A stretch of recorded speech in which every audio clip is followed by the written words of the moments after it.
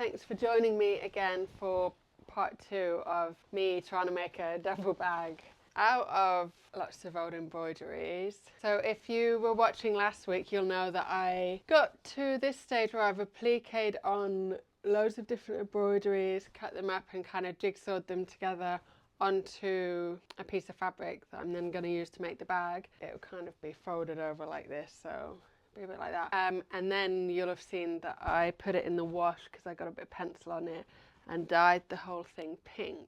That's kind of where we're at. So I had a lot of comments actually saying that people really liked the pink background, and I thought, oh, maybe I'll keep it. But getting it out again now and just looking at it, you can kind of see that around the red bit, it's quite obvious that it's kind of seeped out from here, and there's a bit of dodginess going on. So for that reason, I'm not really comfortable with that. It definitely, because otherwise around here, I think it just looks like it's pink fabric. But because this red bit makes it look quite obvious, I think I am going to cut them all out and sew them back onto a different piece of fabric.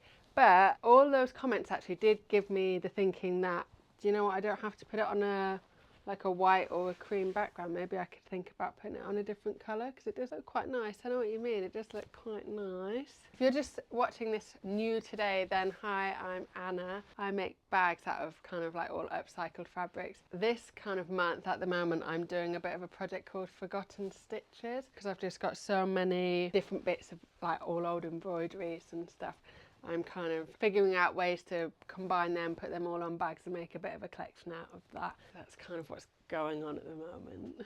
Okay, so I'm just going to cut all these out now. I'm going to cut them out with the stitching included. So then when I stick them back onto the next piece, I can just go over the stitching again in like a less dense zigzag, and hopefully that should look okay.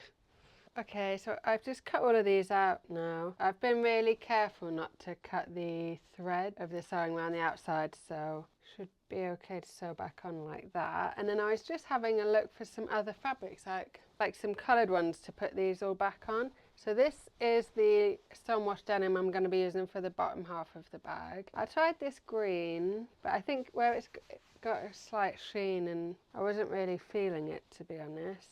I was wanting like a pink, but I couldn't really find a nice one. And then I've just found this kind of bit of denim, like quite dark denim. So I'm just laying a few bits on to kind of get an idea of what it might look like. And actually, I think that might look quite nice. Dark denim, light denim, that. So yes, I think I am gonna go with this. I'm gonna back all of these in some violin now. I'm just laying it out like this so to keep them in order, really. Stick them all down to here, sew back round, and then we're back to where I left off last time. So to stick them all down to the other piece of fabric, I've just laid them all down like this, upside down, kind of squished them all up, and then I've got a piece of violin that I'm just going to pop over that. And underneath, I just found this kind of old stain. I think it was the back of a curtain that I took off. So a bit of old fabric that I'm going to put under, protect the ironing board. And then after that, I can just peel them all off, put them on my fabric, iron them down. So hopefully it shouldn't take too long. So I've cut out this piece of denim now. I've washed it and ironed it and everything. Like, do you know when you get those creases in denim that are just kind of dyed in? I think it's because I put it on late at night and then took it out in the morning, so the kind of. But anyway, I don't mind that.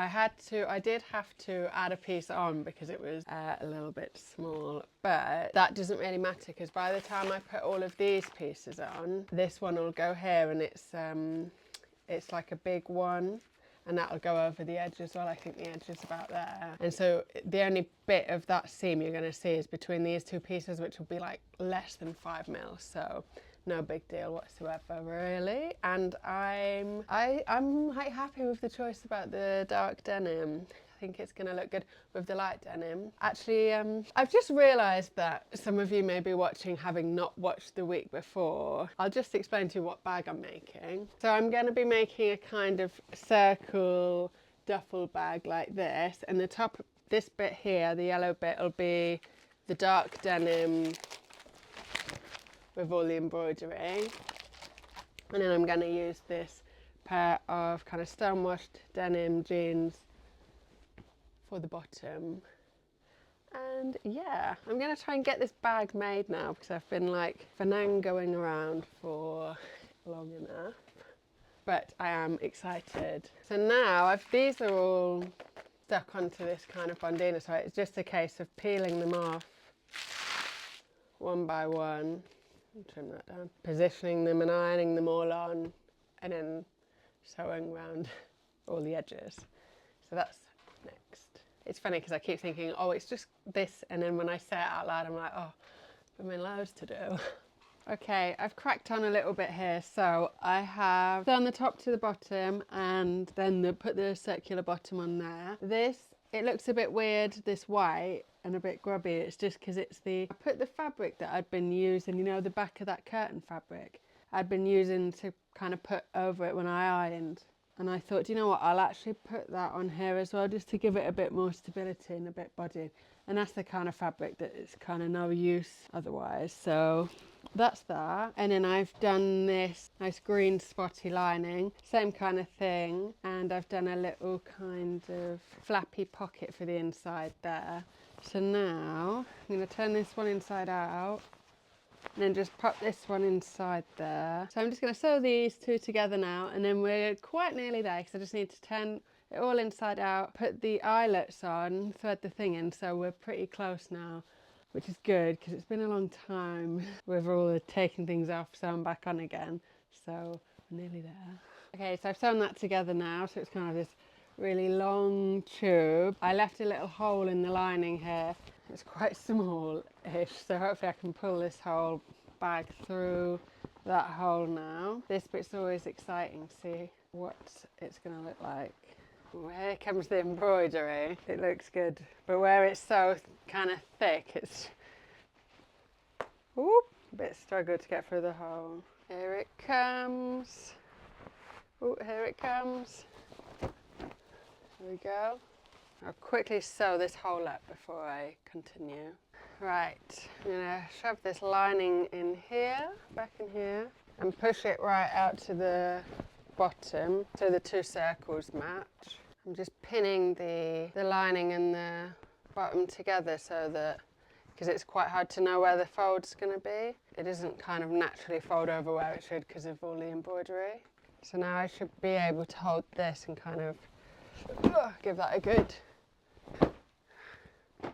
Okay, I finished the bag. I just had to kind of crack on and make it really because I feel like I've been working on this bag for years.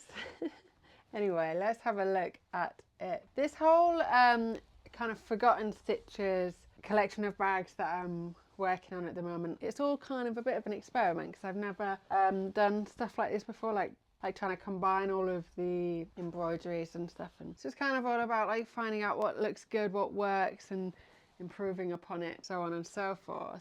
It's funny because whereas with this duffel bag it kind of all gathers up at the top, and where this is also stiff because there's so much fabric, it's more of a fold, and I think that looks quite cool actually. Try it on. How does it look? So yeah, what I've kind of figured out is I love it with all the small bits of embroidery together, and actually, although this curved piece looks quite cool as well, I love them all square. I think the square bits look really cool together, so that's something. I love that. And I love this little blue one as well. I like it actually because it's one of those things where you've got loads of little bits to look at, so it's very interesting for the eyes. I'm glad I kind of backed the denim as well because it gives it a nice sturdy kind of robust feel and good shape, so that's good. I'm lucky really as well. I don't know if I planned to put this like directly in the middle. It just went off of that, but that would have looked really odd I think if that wasn't in the middle, if it was kind of on the side. So that was I think that was a bit of luck. But yeah, I quite am happy. I'm definitely going to expand further on the appliquéing them together like that, perhaps smaller bits, square, more square, although these curved bits could be good for the top of a backpack actually. So plans going forward, I really want to make a backpack with the same kind of putting them on like as if they're badges, perhaps not doing so much of trying to do the exact spacing, because I think it might look quite nice if it's like their badges that have been stitched on, like some people do with the backpacks. And then the other idea that came from doing this as well, when I did the first one and I pinned them all on to hold them on overnight, and they were all kind of overlapping, and that kind of reminded me of postcards on like a drawing board. And so I think with that effect on a weekend hold all bag, that's something that I'm thinking I kind of want to do as well. So those two. Yeah, so far we've had the brown bag. They've got a very similar feel. That kind of, at first I was thinking kind of folksy, and then it's kind of like someone was saying kind of Peruvian, maybe South American-y kind of vibes. But yeah, I don't know, I feel like with this second video I've kind of just filmed a bit here and there, so it's probably going to be really short, which is good for you, but also hilarious because in actual fact, I mean, I've been working on this on and off for like 2 weeks now. Oh, I need to put the silver bits on the end of there. Okay, well, thanks for watching and hopefully see you again soon.